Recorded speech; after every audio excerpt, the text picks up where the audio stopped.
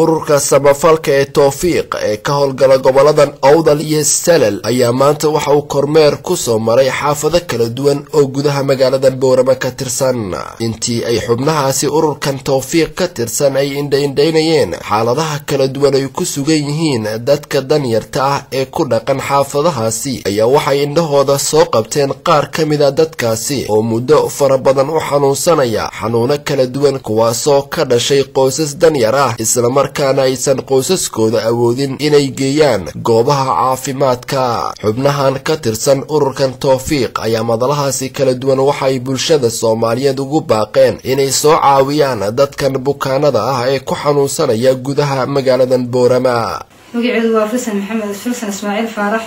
adika arkaya sida uu taalo wax dhaqaaqa ma laha saddex sano ayay bogtaa weelaasay dadku noo sheegeen laakiin sanad hore way socotay sanadkii hore laakiin laba sano ayay ku taalaa wax dhaqaaqa male reerkoodu waa danyaro wax allaale wax dhakhtar lagu geeyana lama hayo waxa kale oo nala jooga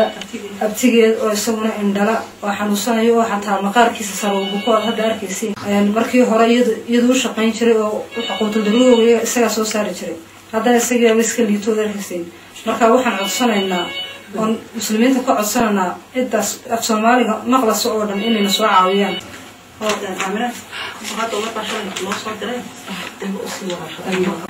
سيراد نور حرسي أو هرنا وجه هرتين شاشة أنا سنة مدلحية تون سنة وأنا دافين الكامان تاع فردقو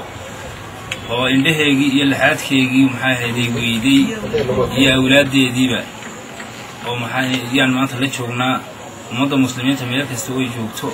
وقال ومحاه هدي أفكار قال لنا قرنا يسا وحنقعد سنة إن يسوع عاوسو سيراد نور حرسي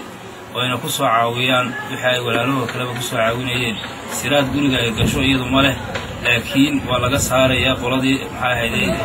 كعاوسي